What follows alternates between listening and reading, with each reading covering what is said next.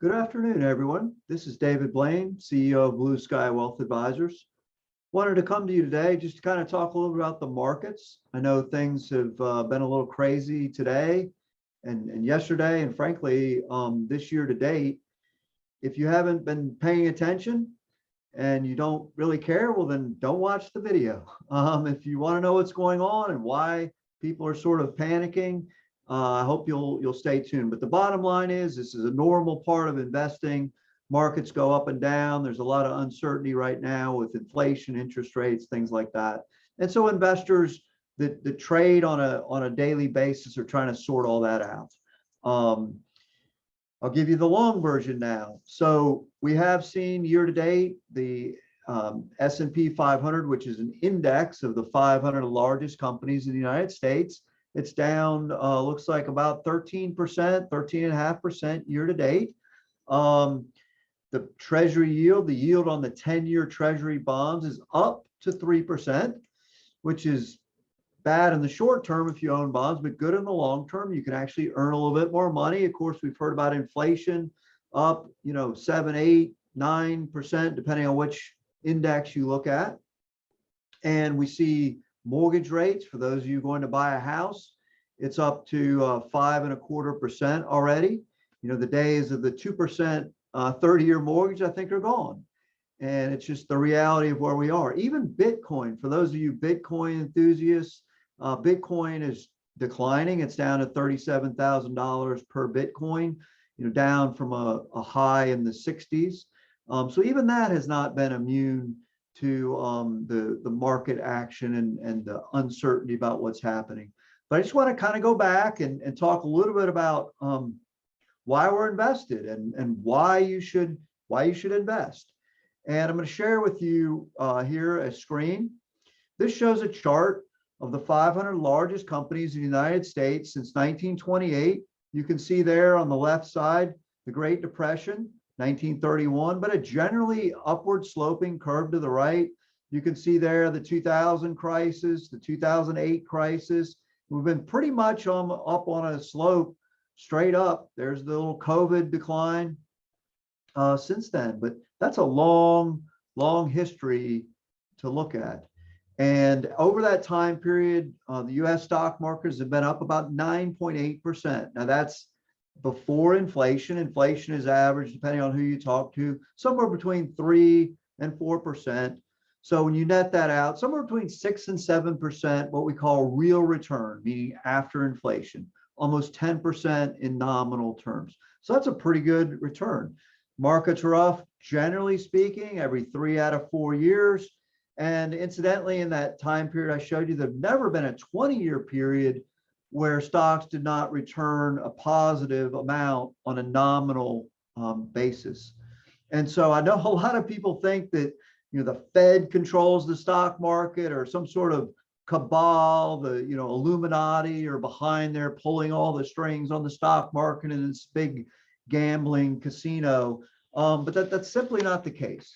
The reason we invest in stocks and the reason that markets go up is we're investing in the growth of the aggregate companies of an economy. We're investing in the growth of economy. And that sometimes is more rapid than others. Sometimes it actually declines, as we did in the most recent quarter. The US economy actually shrank a little bit, 1.8%. That's before revisions. By the way, that's a little dirty little secret, is they usually come along and revise these numbers. But anyway, the initial number, a little bit of a decline. But to put that in perspective, the chart that I showed you back in 1928, the aggregate earnings that all the companies in America made was about $1.11 a share. So if you owned every company in America, you would earn about $1.11 per share. Move that forward to the end of last year, 2021. I just looked up the last year's number. The entire market was earning, the top 500 companies were earning about $197.80 per share. So up from $1.11 to $197. At that same time, the dividends per share back in 1928, they paid about 78 cents out of those earnings to their investors in dividends. At the end of last year, they paid about $60 per share in dividends. So the earnings have gone up. Companies use things like stock buybacks and other things today. They don't pay out as much in dividends as they used to, but still, the numbers are quite eye-opening. And I did the math. The earnings have grown at somewhere around 6% per year, while dividends have grown at about 5% per year. If you recall, though, the market itself has gone up closer to 10%.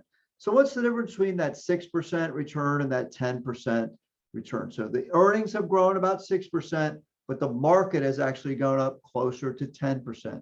Well, frankly, that's the changing in times. Is back in 1928, markets were not as regulated as they were today. Companies were not as global. Companies weren't as large. And so that reflection of higher return on the stocks than the actual earnings is just simply a reflection of modern society. People a little bit more optimistic about the stability of the United States and the companies that operate within its borders. But still, if you're an investor in the stock market, you get to take part in the growth of those companies, and the companies in turn share that with their investors in the terms of dividends, which is cash in your pocket, or simply the value of their shares going up. And so that's why we invest in stocks. We want a part of the growth of the country we live in. We also invest overseas. We'd like a part of the growth of Europe, or part of the growth of Japan or Australia, or what's going on in China. You know, we want a part of that global growth that's happening, so we invest in the stock market. The other thing that I tell people is, well, what allows you to make 10% a year? You know, well, we do it for most people listening to this. We go online, we click a mouse button, and we buy the stock market. Why should you make 10%? You didn't do anything. You didn't add any value. Maybe you work for that company, one of those companies, and you get paid for that. But the price that you pay, as I like to say, there's a price to pay for everything that's good in life. And the price that you pay for making that 10% a year is occasionally you have to go through a very difficult time like we're going through right now. That's the price you pay. You don't get that 8, 9, 10% year in, year out. It's not a steady return. It comes in spurts and streaks, followed by times where you don't make anything. That's the price that you pay. If it was this nice, steady, upsloping 8, 10%, and went up all the time, you would not make 8 or 10%. That's a bond. Bond pays you a stated rate of income. It's very steady. It's very guaranteed. And so you don't make a lot of money on bonds. The pain that you have to endure, if you're paying attention, is why you get to make these type of returns. If it was easy, everyone wouldn't be able to make that kind of money. So if it's worrying you and you're looking at it all the time, the easiest thing I can say is just turn it off. No one's forcing you to look at it. And so in a certain sort of perverse kind of way, you don't even have to pay the price to get that return if you just don't look at it all the time. I'd also like to share with you kind of some of the numbers behind this. So once again, I have the same data here from 1928 to May of 2022. We've had 321 times during that time period, the market has gone down 5% or more. 100 times it's gone down 10% or more. 45 times 15%, or 20% or more, it's gone 26 times. If you look at that on average, a dip 3.4 times per year. A correction of 10% or more, which is where we are today, you should expect that at least once per year. A decline of 15% or more, you should expect that.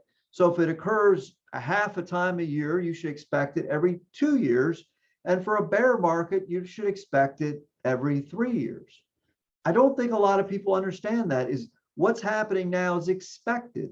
We expect these things to happen, a correction of 13%, somewhere between every 1 and 2 years. So it's almost right on cue. If you look at the last major decline was the COVID, March of 2020, we're right on cue for a correction. So if you understand this, it doesn't worry you as much. You can see here the number of days that it lasts.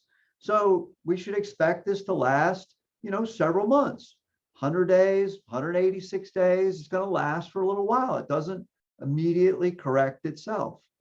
So it's just a little bit of data there for you to show that we expect this to happen when we're planning for you. We plan for this to occasionally happen. It's also why we encourage you, for the money that you need, this year, 6 months, 1 year, 18 months, shouldn't be invested in the stocks. That's why we have bonds in your portfolio. And yes, the bonds have been going down a little bit, but nowhere near as much as the stock market. And we still think that's a prudent thing. We are working in the background on some things in the portfolio, making sure we're positioned correctly for the next several years. But this particular decline is normal. So let's just kind of refresh a couple of things. Number one, diversification works. We still advocate. If you listen to the webinar that we did last week with Apollo Lepescu of Dimensional Funds and myself, we talked about inflation, fixed income, diversification, all those type of things. It still absolutely works.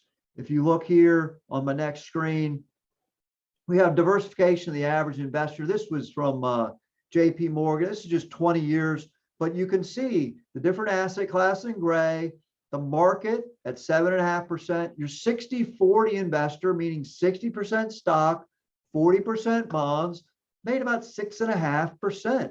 Even someone 40% stock and 60% bonds made about 6%.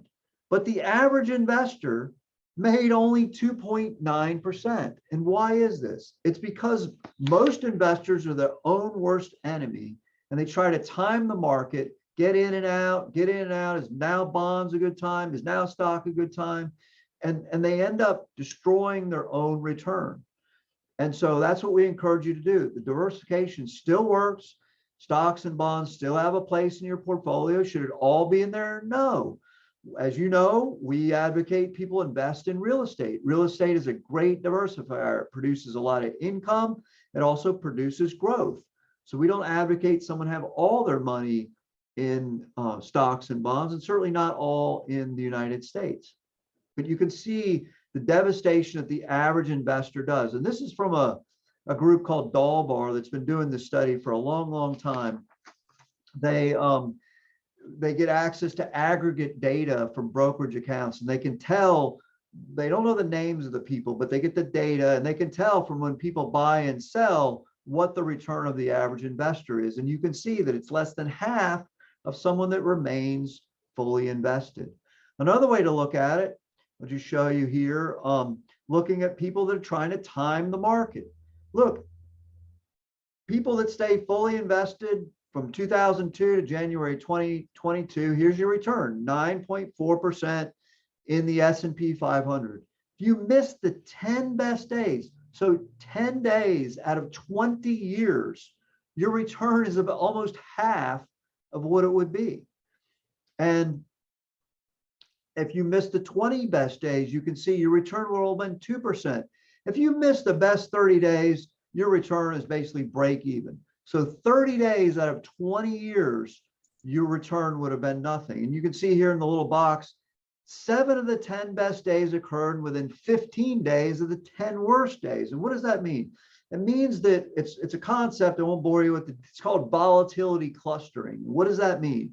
It means when you have a day like today that goes down, 3, 4, maybe 5% on the NASDAQ, you can expect that around today, actually we saw it yesterday, was a big up day. Tomorrow, probably be a big up or a big down. We don't know. But the point is these large swings tend to cluster around each other. But at some point, it's almost like a rocket taking off. There's a lot of explosions going on, at the base, if you ever seen the space shuttle launch, but eventually that thing takes off. It's kind of like this. There's a lot of volatility, a lot of buying and selling, but eventually the market, regains its footing. And if you miss those key days, you're going to miss out. And people say this all the time. They say, well, yeah, but where's the chart where if I missed the 30 worst days? Well, I don't have that here with me, but I can tell you that what I just said is that those worst days are clustered by the best days. And so by missing the worst days, you're typically you're going to come out with similar results that you see here. It's just not worth trying to time that market. When I was in the military, we used to say it's always darkest before the dawn, and the best time, if you're going to do an operation is right, at last light. People are tiredest. It's the darkest right before the sun starts to come up. Kind of the same thing with the markets. It's always the darkest right before things get better. The last thing I wanted to share with you is a neat little chart that I found from JP Morgan again. And this was goes back to 1999.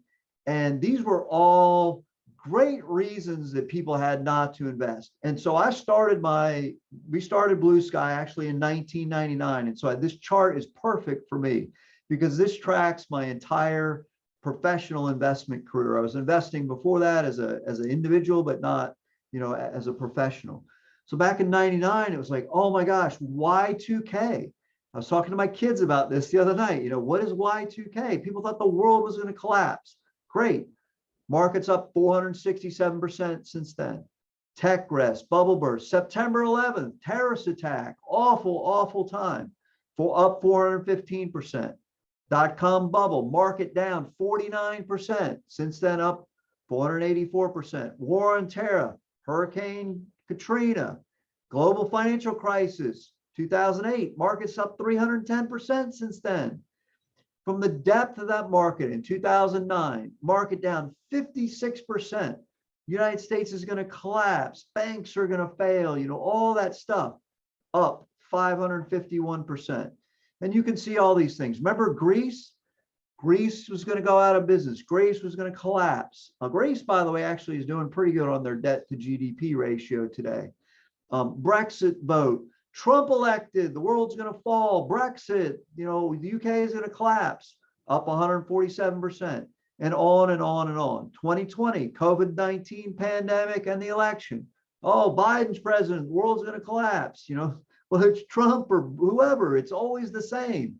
Some sort of panic, markets up 44%. So I just wanted to share a little bit of this information with you. I'm not Pollyannish. I'm not oblivious to the risks that are out there, inflation, interest rates, China, Ukraine. There's a lot of risks, but it's always that way. There's always something. I've been doing this for a long time, and there's always something to worry about. If you want to worry about something, if you want to worry about your portfolio, you want to worry about the world collapsing, there's always something to worry about. Whether it's this version of climate change or in the 70s overpopulate. I mean, there's always something. And there's certainly some grains of truth within those. But when it gets to the hyperbole scenario, in fact, I was reading a thing the other day for those of you in California. I forget the name of the lake, but there's a lake down in Southern California that they use for geothermal. And they're just now figuring out, they believe there's enough lithium under this dried up, sort of bubbling. It's a geothermal lake. It's like really hot. But anyway, they think there's enough lithium in there to power all the battery needs for the United States for decades and decades. I mean, that's one of the things with electric cars and all this kind of stuff is there's a shortage of lithium. Where are lithium batteries coming from? I was reading another article and some researchers at I can't remember where it was, maybe Purdue or somewhere. Anyway, instead of lithium ion batteries, they're developing sulfur ion batteries, which sulfur is much more plentiful. It's not as toxic. It's easier to get. And so these advances, I'm optimistic, and we want to invest in the companies that are creating the technology to solve the problems of today and the future. And that's how you benefit. And that's why you get to earn a rate of return. So I hope that helps. It doesn't make it any more fun. Been doing this for 23 years. All those crises that I showed you on the prior page, it doesn't make it any more fun. My portfolio goes down just like yours. And but as far as a long-term investor, there's nothing to worry about. If you got any questions on that, please reach out to me or your advisory team. We'll be happy to talk with you more about it. So I hope you enjoy the rest of the day and your weekend. And hopefully the markets will get a little bit better. But remember, keep an eye on the long term.